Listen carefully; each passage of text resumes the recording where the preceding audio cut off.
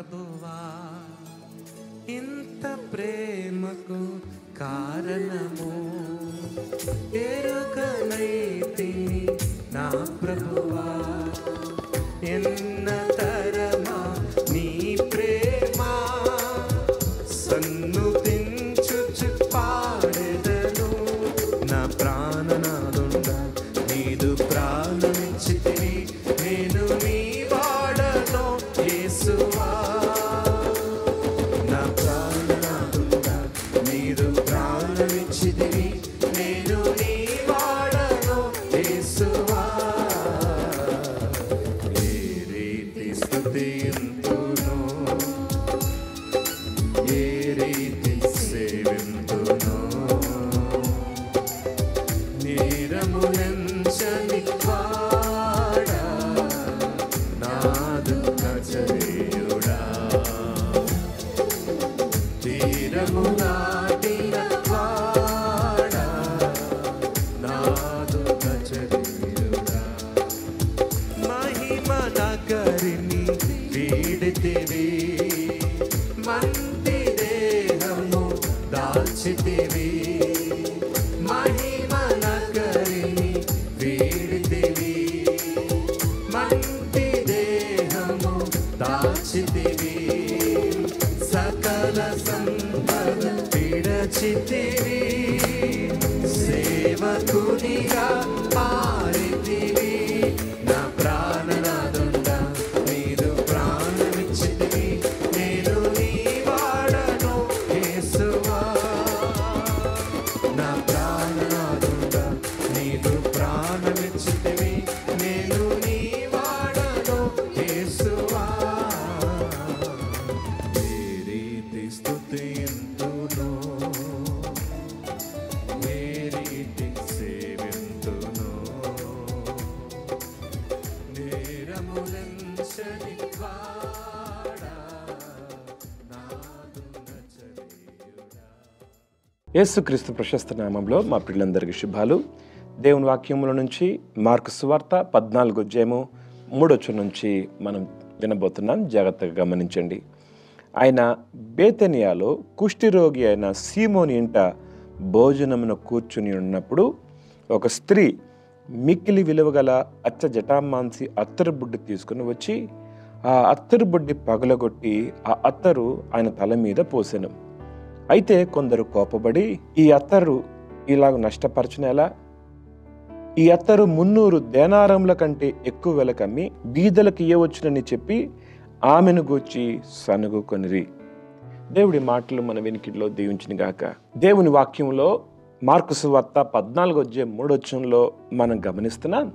ఆయన బేతనియాలో కుష్ఠిరోగి అయిన సీమోని ఇంట భోజనంను కూర్చుంటున్నప్పుడు అనే మాట మనం చూస్తున్నాం. ఇక్కడ ఒక స్త్రీ మిక్కిలి విలువగల అచ్చ జటామాంసి అత్తరు బుడ్డి తీసుకుని వచ్చి ఆ అత్తరు బుడ్డి పగలగొట్టి అత్తరు ఆయన తల మీద పోసెను.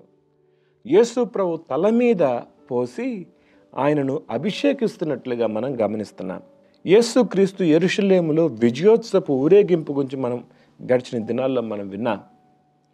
రాజుని అభిషేకించాలి. ఆ అభిషేకించే కార్యక్రమాన్ని ఇక్కడ మరియ చేస్తున్నట్లుగా మనం గమనిస్తున్నాం. యేసు ప్రభు పాదముల మీద ఆయన తల మీద ఈ విలువైన అత్తరును మరియ పూస్తూ ఆయన్ని అభిషేకిస్తుంది. ఇది చాలా విలువైనది.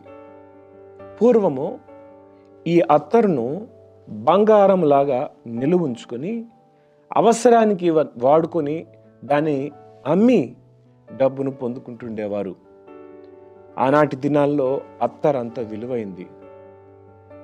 దీనివల్ల ఇక్కడ ఒక శిష్యుడు అంచనా వేశాడు, సుమారుగా 300 దేనారాల కంటే ఎక్కువకి అమ్మొచ్చంట. అది అంటే సగటు ఒక వ్యక్తి రోజంతా పనిచేస్తే 1 దేనారాన్ని సంపాదించుకోవచ్చు. అలాంటిది 300 దేనారాలు అంటే సంవత్సరపు జీతం అంతకంటే ఎక్కువైంది. యేసు ప్రభు పాదాల మీద పోసి ఆయన్ని ఆరాధిస్తుంది, ఆయన్ని ఘనపరుస్తుంది. యేసు యొక్క గొప్పతనాన్ని మరియ గుర్తించినట్లుగా మనం గమనిస్తున్నాం. దేవుని బిడ్డలారా, యేసు ప్రభు శిష్యులు ఆయన యొక్క గొప్పతనాన్ని గుర్తించలేకపోయారు. కానీ ఈ మరియ యేసు ప్రభు యొక్క గొప్పతనాన్ని గుర్తించింది. కారణం ఏంటి అంటే యేసు ఎవరో ఈమె గ్రహించగలిగింది. ఆయన పాదముల యొద్ద కూర్చొని ఆయన బోధలు వింటూ యేసుక్రీస్తు యొక్క ఆ గొప్పతనాన్ని గుర్తించి నా జీవితంలో అన్నిటికంటే శ్రేష్టమైన వాడు యేసుక్రీస్తే అని గుర్తించింది. ఆదివారమున పెందలకడ కొంతమంది స్త్రీలు యేసు ఉన్న సమాధి యొద్దకు వచ్చినట్లుగా మనం గమనిస్తాం. మన తర్వాత అధ్యాయాల్లో మనం చూస్తాము. వారు యేసు దేహాన్ని పరిమళాలతో సిద్ధపరచాలని ఆ సమయంలో వారు ప్రభు దగ్గరికి వచ్చారు. అది రాంగ్ టైం. కానీ ఈరోజు మనం వింటున్న ఈ భాగం ఉందే, మరియ సరైన సమయంలో ప్రభు దేహాన్ని అభిషేకించినట్లుగా మనం గమనిస్తాం. శిష్యుడు అంటున్నాడు, ఈ అత్తర్ని అమ్మి బీదలకు ఇయ్యొచ్చు కదా అన్నాడు. ఈ శిష్యుడు ఎవరో కాదు, యోహాను సువార్తలో చూస్తాం. ఈ మాట అన్నది ఇస్కరియోతు యూదే. యూదా డబ్బు సంచి ఉంది, ఆ డబ్బు సంచి ఎట్లా నిండాలా అని ఆలోచన చేస్తున్నాడు.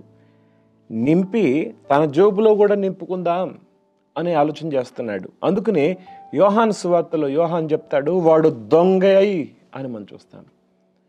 ఒక ఆమెమో ప్రభుని ఆరాధించుటకు విలువైన వాటిని ప్రభు కల్పిస్తుంటే, యేసు ప్రభుతో ఉండే శిష్యుడు వాటిలో ఎలా దొంగిలించాలి అని ప్రయత్నం చేస్తున్నట్లుగా మనము దేవుని వాక్యంలో గమనిస్తున్నాం. ఒక వ్యక్తి ఆరాధిస్తుంటే మరో వ్యక్తి ఆరాధనను తక్కువగా ఎంచుతున్నాడు, ఆరాధనను ఘనపరచలేకపోతున్నాడు, ఆరాధనని ఉన్నతంగా చూడలేకపోతున్నాడు. అయితే బీదలకు ఇవ్వచ్చు కదా అన్నాడు. అప్పుడు యేసుప్రభు అంటాడు, ఈమె జోలికి పోకుడి, ఈమెను ఎందుకు తొందర పెట్టుచున్నారు? ఈమె నా విషయమే మంచి కార్యము చేశాను. ఈమె చేసిన కార్యము అది మామూలు కార్యం కాదు, మంచి కార్యమే కాదు, అది గొప్ప కార్యము. ఆమె చేసిన కార్యము ఆమె లైఫ్ టైంలో మాత్రమే కాదు, యేసుక్రీస్తు గురించి ఎక్కడెక్కడ ప్రకటించబడుతుందో అన్ని స్థలాల్లో ఆమె చేసిన కార్యము ప్రశంసించబడుతుంది అని యేసు ప్రభు గురించి తెలియజేసినట్లుగా మనం గమనిస్తున్నాం. ఆమె మంచి కార్యం చేస్తుంది. బీదలు ఎల్లప్పుడు మీతో ఉంటారు, వారికి ఎప్పుడైనా మీరు మేలు చేయొచ్చు, నేను ఎప్పుడు మీతో ఉండను. ఈమె తన శక్తి కొలది నా భూస్థాపన నిమిత్తము నా శరీరమును ముందుగా అభిషేకించను. భూస్థాపన నిమిత్తము యేసు ప్రభు శిలువ మరణాన్ని ఎరిగినవాడు. ఆయన భూస్థాపన నిమిత్తము ముందుగానే అభిషేకించింది అని యేసు ప్రభు ఆమె గురించి సాక్ష్యం ఇస్తున్నట్లుగా మనం చూస్తాం. సర్వలోకములో ఎక్కడ ఈ సువార్త ప్రకటింపబడునో అక్కడ ఈమె చేసినది జ్ఞాపకార్థముగా ప్రశంసింపబడునని మీతో నిశ్చయముగా చెప్పుచున్నాను. సర్వలోకములో యేసుక్రీస్తు గురించి చెప్పబడుతున్న, పునరుత్థానం గురించి చెప్పబడుతున్న ప్రతి స్థలములలో ఈమె కార్యం కూడా ప్రశంసించబడుతుంది. ఎంత గొప్పగా యేసుని చూడగలిగిందో. ఇదే కాలము ఆరాధన అంటే ఏదో కానుకేసేయడం కాదు, ఆరాధన అంటే స్తోత్రం హల్లెలూయా అంటం కాదు. నీ జీవితంలో విలువైనది ప్రభు పాదాల చెంత పెట్టగలగాలి. ఆయన నీ జీవితంలో ప్రథముడుగా ప్రముఖుడుగా ఉండాలి.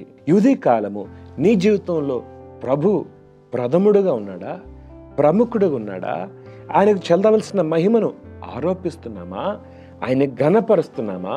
ఆలోచన చేద్దాం. ఆయన యొక్క గొప్పతనాన్ని గుర్తించాలంటే ఆయన యొద్ద కూర్చోవాలి, ఆయన సన్నిధిలో కూర్చోగలగాలి. ఆయన సన్నిధిలో కూర్చుంటే ఆయన ఎవరో నీకు అర్థమవుతుంది. ప్రభు సన్నిధిలో విలువైనది సమర్పించడానికి మన జీవితాన్ని, మన సమయాన్ని, మన బలాన్ని దేవునికి అర్పించి ఆయన్ని ఆరాధించవలసిన వారమైన అట్టి కృప దేవుడు మనందరికీ దయచేయునుగాక. ప్రార్థన చేద్దాం.